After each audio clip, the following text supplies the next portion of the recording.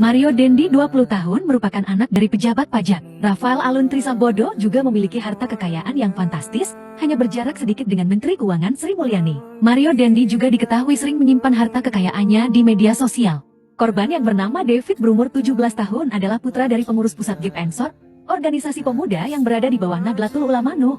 Kasus berawal dari penganiayaan yang dilakukan Mario Dendi terhadap David pada malam tanggal 20 Februari tahun 2023. Menurut keterangan saksi, David sedang berada di rumahnya ketika ia mendapat WhatsApp dari mantan kekasihnya Agnes 15 tahun. Agnes menghubungi David dengan dalih hendak mengembalikan kartu pelajar. Ketika David keluar dari rumahnya, Dendi bersama rekan-rekannya sudah menunggu David dengan mobil Jeep Wrangler Rubicon. Dendi meminta David untuk masuk ke mobil tersebut dan membawanya ke sebuah gang gelap. Disinilah penganiayaan terhadap David terjadi. Dari video penganiayaan yang beredar, David sudah terkapar tak berdaya dan Dendi masih memukuli bagian kepala dan muka David. Ketika memukuli David terdengar suara-suara seolah mereka melakukan selebrasi terhadap tindakannya terhadap David. Terdengar pula kata-kata bahwa mereka tidak takut dilaporkan atas tindakannya.